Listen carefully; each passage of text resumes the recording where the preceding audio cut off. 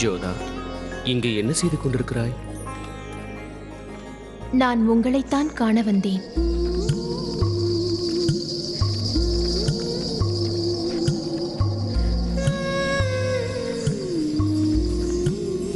பிறகு ஏன் கண்ணாடியை பார்த்துக் கொண்டிருக்கிறாய்?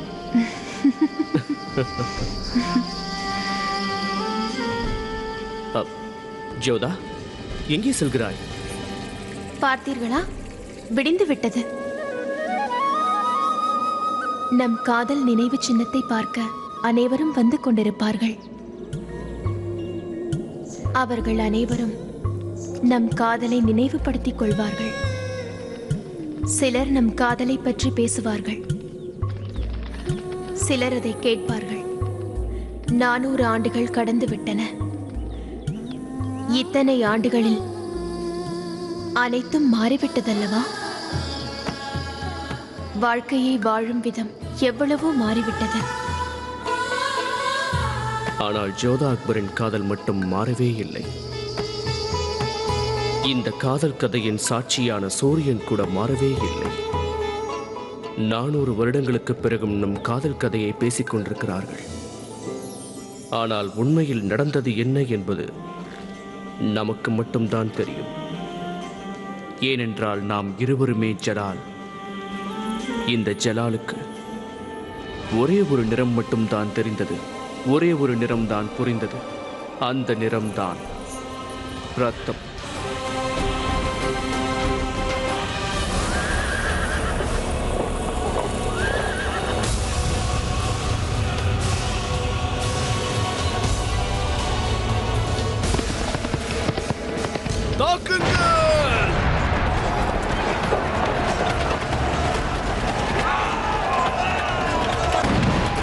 இந்த கதை ஒரு 15 வயது சிறுவனின் வாழ் அதன் உரையை விட்டு வெளியே வந்தபோது ஆரம்பமானது.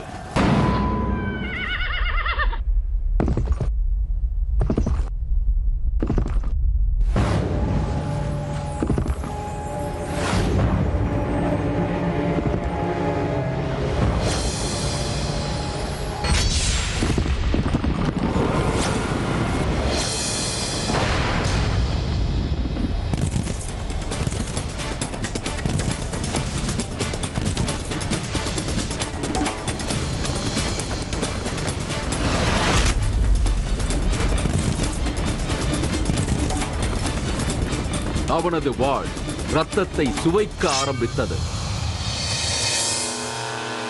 யுத்தத்தை கற்றுக் கொடுத்தது.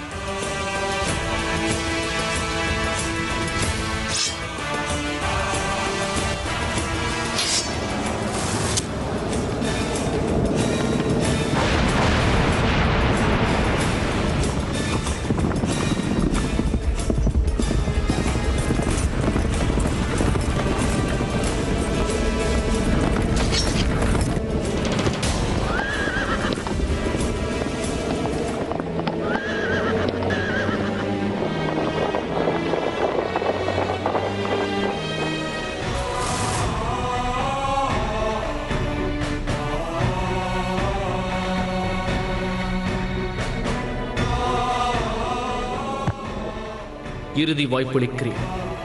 வாழ வேண்டுமா, சாக வேண்டுமா? வாழ வேண்டும். இங்கிருந்து ஓடிவிடு.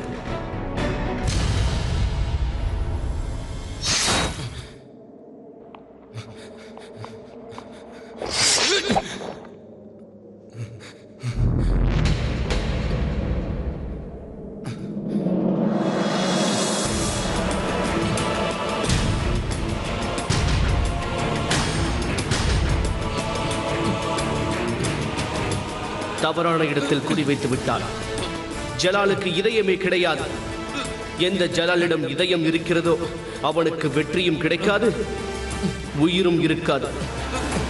மரணம்தான், கொடூரமான மரணம்.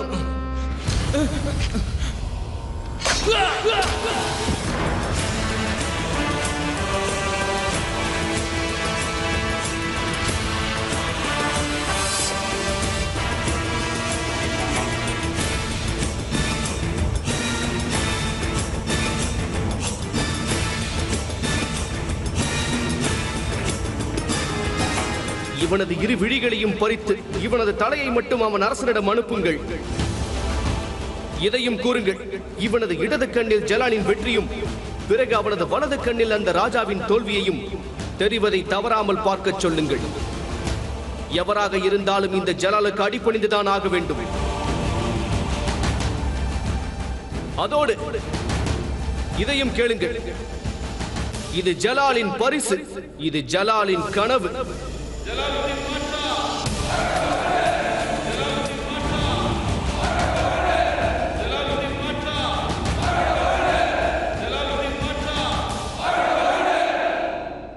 பாரதத்தின் காற்றில் ஜலாலின் பராக்கிரமங்கள் பரவ ஆரம்பித்தது.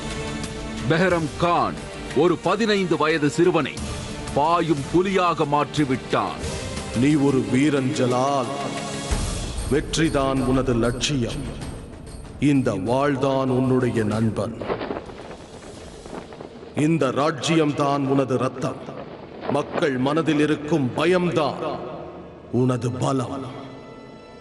இந்த நாட்டை அடிபணியவை பாரதத்தின் தலையெழுத்தையே மாற்றி எழுதிவிடு. வாள் ஜலாலுடையதாக இருந்தாலும் அதை செயல்படுத்தியது பெஹரம் கான் தான். முகம் ஜலாலுடையதாக இருந்தாலும் சிந்தனை பெஹரம் கானுடையது. ஒரு வீரனின் நெஞ்சில் ஈரம் இருக்காது என்று ஜலாலுக்கு சொல்லிக் கொடுத்ததே இந்த பெஹரம் கான் தான்.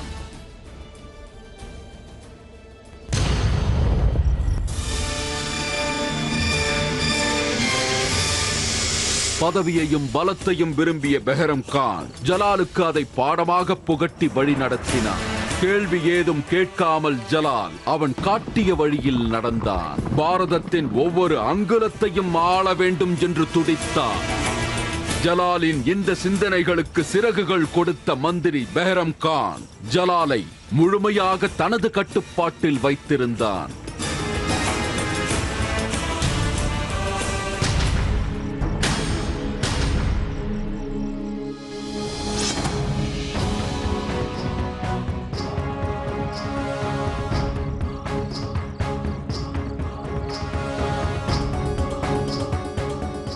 என்ன செய்கிறீர்கள் கான் பாபா?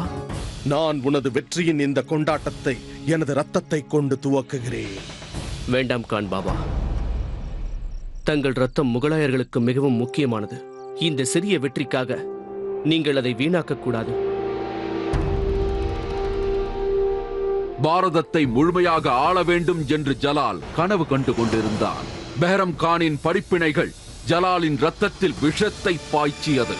அதனால் அவன் சக்கரவர்த்தியானான். அதே நேரம் கொடூர மனிதனாகவும் மாறினான். அவன் சிந்தனையில் மனிதாபிமானம் என்ற பேச்சுக்கே இடமில்லை. இப்போது அவன் ஜலால் அல்ல, ஜல்லால், அதாவது ராட்சசன் என்று அழைக்கப்பட்டான். காலப்போக்கில் ஜலாலின் கொடுமைகள் அதிகரித்துக் கொண்டே இருந்தன. மிக சுலபமாக தனது இலக்கை நெருங்கிக் கொண்டிருந்தான். இவ்வாறு அவன் பாத்ஷா ஜலாலுதீன் முகமதாக மாறினான்.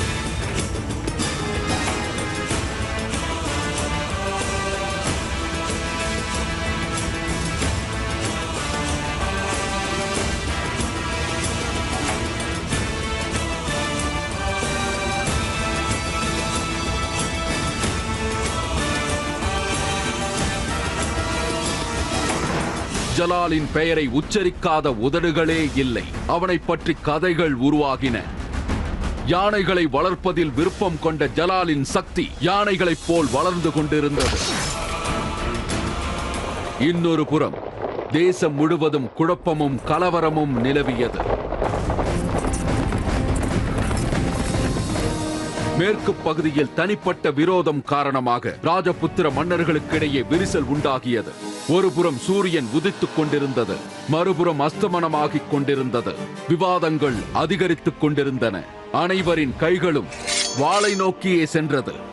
கேள்விகளுக்கு பதிலாக கேள்விகளே எழுந்தன. விவாதத்தின் முடிவில் வீரமான ராஜபுத்திரர்களும் கைகழுவி விட்டு சென்றனர். மிகவும் குழப்பத்தில் இருந்த இந்த ராஜபுத்திரர்களுக்கு அவர்களுடைய ஆயுத கிடங்கில் அக்பரின் கொடூரமான மனதை கரைக்கக்கூடிய அஸ்திரம் ஒன்று இருப்பது தெரியாமல் போனது. அந்த அஸ்திரத்தின் பெயர்தான் ஜோதா. சுட்டெரிக்கும் பாலைவன மணலில் எழுதப்பட்ட கவிதைதான் இந்த ஜோதா. சிலர் அவளை ஹர்கா பாய் என்று அழைத்தனர், சிலர் அவளை கச்சுவாஹா ராஜகுமாரி என்று அழைத்தனர். ஆனால் நமது இந்த கதையில் நாம் அவளை ஜோதா என்ற பெயரால் அழைப்போம்.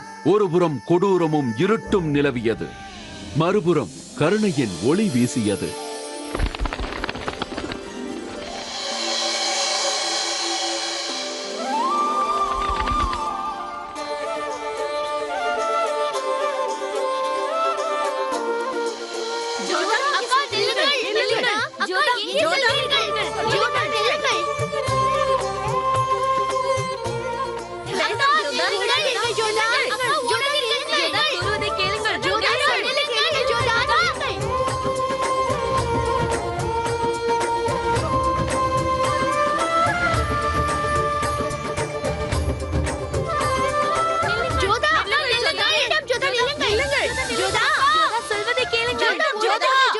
எங்கே போகிறாய்? ஓடாதே.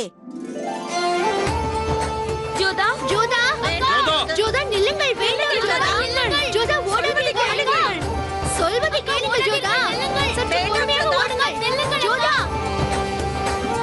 அரண்மனை கதவை மூடுங்கள். ஜோதா ஜோதா முக்காடு விழுந்து விட்டது. ஜோதா ஓடாதே, நில். ஜோதா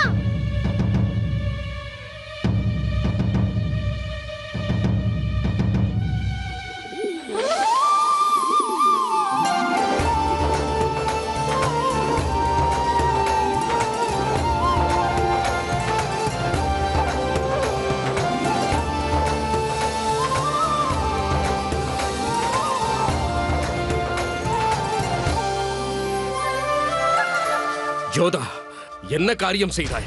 உனக்கு தெரியாது இதுவரை எந்த ராஜகுமாரியும் அனுமதியின்றி ராஜ்மகளை தாண்டி வெளியே பாதம் வைத்ததில்லை என்று. ஒரு ராஜகுமாரி அரண்மனையை விட்டு இப்படியா ஓடி வருவது? அதுவும் இத்தனை ஆண்களுக்கு முன்பாக, தலையில் முக்காடு கூட இல்லாமல்.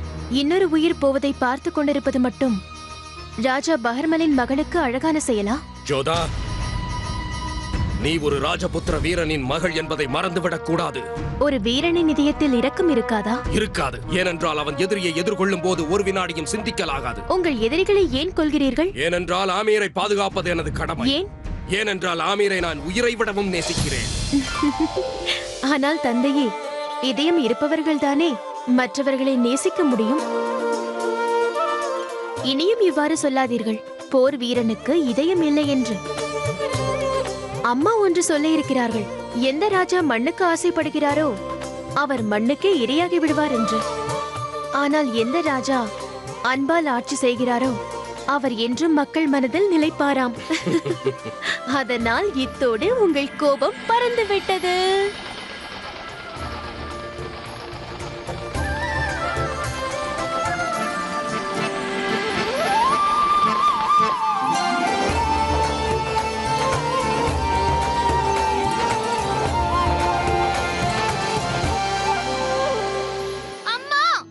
இப்பொழுது என்னவாயிற்று? பாருங்கள், உங்கள் ஆசை மகள் என்ன செய்திருக்கிறாள் என்று பாருங்கள். என்ன செய்தாள்? நான் ஆசையாக எடுத்த நகைகளை அவள் அணிந்து கொண்டாள். அட, இது உனக்கு பிடித்த நகை என்று எனக்கு தெரியவே தெரியாது. இப்பொழுதே கழட்டி விடுகிறேன். தேவையில்லை, உன் பரிவெல்லாம் எனக்கு தேவையில்லை. சுகன்யா, நகைகள் உடையோடு சேர்ந்திருந்ததால் என்னுடையது என்று நினைத்து விட்டேன். இன்று இவளின் பிறந்த நாள், அணிந்து கொள்ளட்டும், விடு. நீங்கள் எப்பொழுதும் இவ்வாறே செய்கிறீர்கள். இவள் பெரியவள் என்பதால் அழகான நகைகளை இவளே வைத்துக் கொள்கிறாள். ஆனால் நான் சிறியவள் என்பதால்? நீ சிறியவள் மட்டுமல்ல, வேறொரு தாய் தந்தைக்கு பிறந்தவள். உண்மையை உனக்கு சொல்ல வேண்டிய நேரம் வந்துவிட்டது. கோவிலுக்கு செல்லும் வழியில்தான் உன்னை கண்டெடுத்தார்கள். அதனால் நம் இருவருக்கும் இடையில் வித்தியாசம் பார்ப்பார்கள் அல்லவா? என்ன, அப்படித்தானே? பார்த்தீர்களாமா, தாங்கள் எப்பொழுதும் அவள் பக்கம் தான் இருப்பீர்கள். நான் கோபமாக இருக்கிறேன், என்னிடம் யாரும் பேச வேண்டாம். சரி சரி, கோவப்படாதே. நான் உனக்கு இதைவிட சிறந்ததாக தருகிறேன், சரியா? உங்கள் சண்டையை இத்தோடு நிறுத்திவிட்டு இருவரும் கீழே இறங்கி வாருங்கள். துலாபாரத்திற்கு நேரமாகிவிட்டது. நான் அந்த அம்பாளிடம் ஒன்றுதான் வேண்டிக் கொள்ளப் போகிறேன். நீ திருமணம் செய்து கொண்டு இங்கிருந்து சீக்கிரம் செல்ல வேண்டும், அவ்வளவுதான். நீயும் தான். உனக்கு வரப்போகும் கணவன் ஒன்று வீரனாக இருக்க மாட்டான். மிகவும் குண்டாக, உடல் பெருத்து, பெரிய பூசணிக்காய் போல் இருக்க போகிறான். உனக்கு வரப்போகும் கணவன் மிகவும் ஒல்லியாகவும் பலவீனமாகவும் இருப்பான். எனக்கு வரும் கோபத்திற்கு உன்னை அந்த முகலாயர் சேனை வந்து தூக்கி சென்று விட வேண்டும்.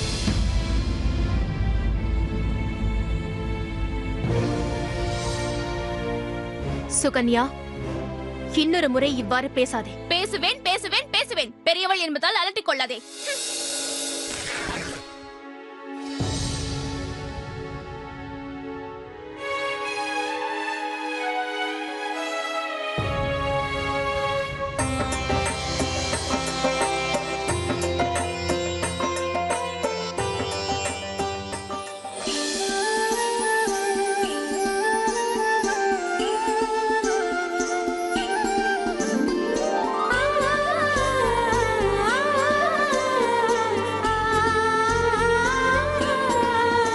என்ன ஜோதா, நான் கொடுத்த உடையை நீ ஏன் அணிந்து கொண்டு வரவில்லை?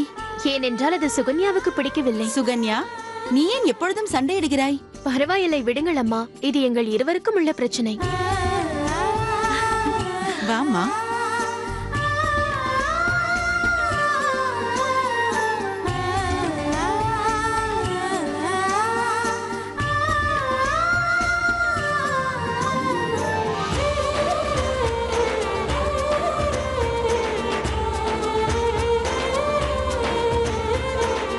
இந்த துலாபார நிகழ்ச்சி அம்மனின் அருளால் நன்றாக நடந்தால் போதும். மைனாவதி, அவள் இங்கு வரப்போகிறாள் என்றதும் என் மனதிற்கு மிகவும் வேதனையாக உள்ளது. யார் வருகிறார்கள் மைனாவதி? சகுனிபாய். அவள் எதை கூறினாலும் அப்படியே நடக்கும் என்று கூறுவாயே, அவளா வருகிறாள்? ஆம், அவள்தான். அவளை யார் இங்கு அழைத்தது? யார் எப்பொழுது கூப்பிட்டாலும் அவள் வரக்கூடியவள் அல்ல. அவள் வருவதையும் தடுக்க முடியாது. ஜோதாவின் எதிர்காலம் பற்றி அவள் தெரிந்து கொண்டிருக்கிறாளாம். இவளின் திருமணம் ஒரு ராஜபுத்திரனோடு அமைந்தால் போதும். போதும் மருமகளே, இதை மட்டும் அவளிடம் கேள், வேறு ஒன்றும் கேட்காதே. அவள் சரியான கருணாக்கக்காரி. அவள் சொல்வது அப்படியே பலித்துவிடும். நீங்கள் கவலையுற வேண்டாம் அத்தை. நம் ஜோதாவிற்கு அப்படி எதுவும் நிகழாது. அனைத்தும் நன்றாக நடக்கும். இப்பொழுதெல்லாம் நீ நெய்யை தான் அதிகமாக உண்கிறாய் போல் இருக்கிறது. தராசு கீழே இறங்கவே இல்லை.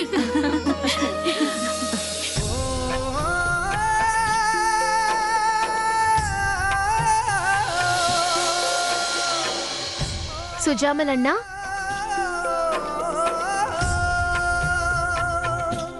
அது என்ன சுஜாமல்? இது புத்தகம். சம்பிரதாயத்தை நீ மறந்து விட்டாய் என கருதுகிறேன். துலாபாரத்தில் இடப்பட வேண்டியது தங்கமும் வெள்ளியும் மட்டும்தான். எனக்கு தெரியும். அதனால்தான் இதற்கு தங்க முலாம் பூசினேன் சித்தப்பா. பிருத்திவிராஜ் ராசு, ஜோதாவை லட்சுமியாக அமர வைப்பது எனக்கு பிடிக்கவில்லை. அதான் சரஸ்வதியை கொண்டு வந்தேன்.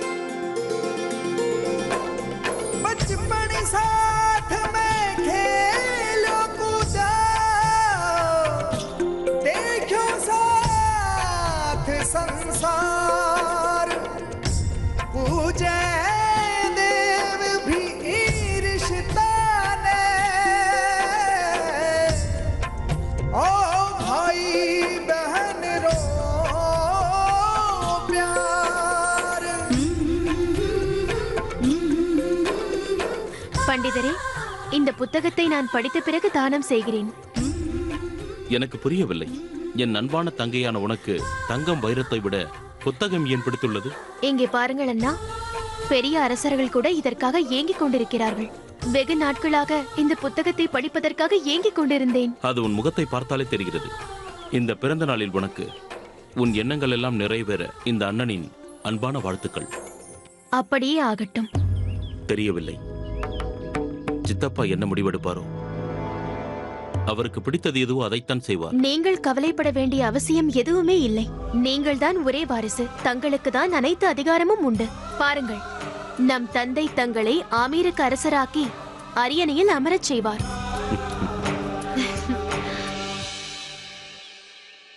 தெரியுமா மோதிபாய், தந்தை அதற்கு சம்மதித்து விட்டார். எந்த விஷயத்திற்கு? தந்தை எல்லையை தாண்டி உள்ள காளைகாம்பாள் கோவிலுக்கு செல்வதற்கு அனுமதித்து விட்டார்.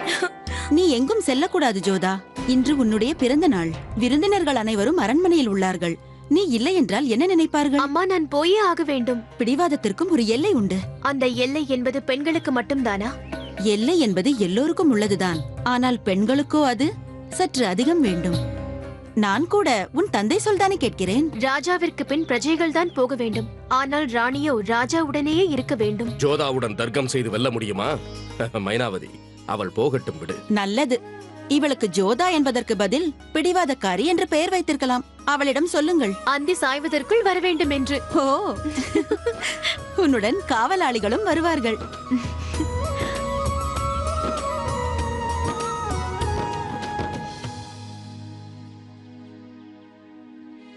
எதை நினைத்து நீ கவலை கொள்கிறாய் மகாராணி? வெகு நாட்கள் கழித்து சகுனிபாய் வருகிறாள். ஜோதாவின் எதிர்காலத்தை கூற என்ன சொல்ல போகிறாளோ தெரியவில்லை. விதி விளையாடப் போகும் விளையாட்டை குறித்து ஜோதாவுக்கும் தெரியாது, மேனாவதிக்கும் தெரியாது. தனது மகள் ஜோதாவின் எதிர்காலம் குறித்து வருந்திக் கொண்டிருந்தாள் மேனாவதி. ஏனென்றால் இன்று ஜோதாவின் எதிர்காலத்தை சகுனிபாய் எடுத்துரைப்பாள். இன்று ஜோதாவின் பிறந்த நாள் மட்டுமல்ல, அவள் மறுபிறப்பு எடுக்கப் போகும் ஒரு நாள். இந்த பயணம் அவளின் எதிர்காலத்தை மாற்றப் போகும் பயணம். இந்த ஒரு நாளை மட்டுமல்ல, வாழ்க்கை முழுவதையும் மாற்றப் போகிறது. ஜோதாவின் கதையினுடைய முதல் பகுதி ஆரம்பிக்கவிருந்தது. இந்த பல்லக்கு அவளை கொண்டு சேர்த்தது கோவிலுக்கு மட்டுமல்ல, அவளுடைய எதிர்காலத்திற்கும் தான்.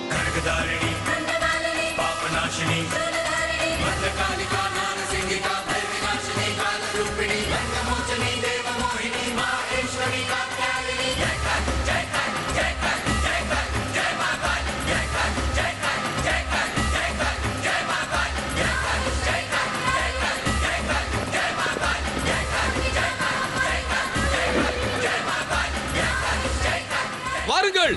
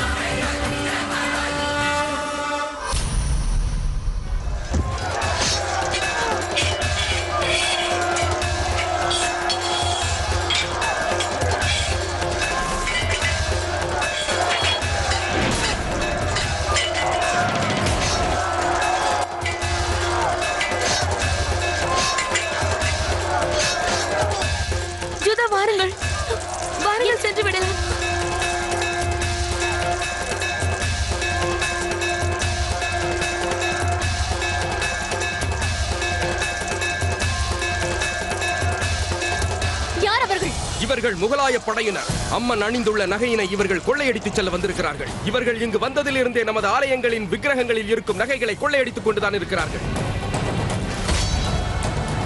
எங்கள் உயிரை பற்றி கவலைப்பட வேண்டாம். அம்பாள் நகைகளை காப்பாற்றுங்கள். மன்னியுங்கள் இளவரசி, இந்நிலையில் தங்களை தனியாக விட்டு செல்ல இயலாது. என்னை பற்றி கவலைப்பட வேண்டாம், நான் சொல்வதை கேளுங்கள். விலகுங்கள். அம்மா நகைகளை எடுப்பதற்கு விட மாட்டேன். மோதி பாய், நகைகளுடன் சேர்த்து உன்னையும் தூக்கி செல்ல போகிறோம். மோதி பாய், நீங்கள் போய் மோதி பாயை காப்பாற்றுங்கள். இல்லை என்றால் வாளை என்னிடம் கொடுங்கள். நான் செல்கிறேன். என்னை விடுங்கள். தாங்கள் இங்கேயே இருங்கள். நான் சென்று காப்பாற்றுகிறேன். மோதி பாய், என்னை விட்டு விடு. விடு. சீக்கிரம் வாருங்கள். விடு. என்னை விடு. விடு என்னை.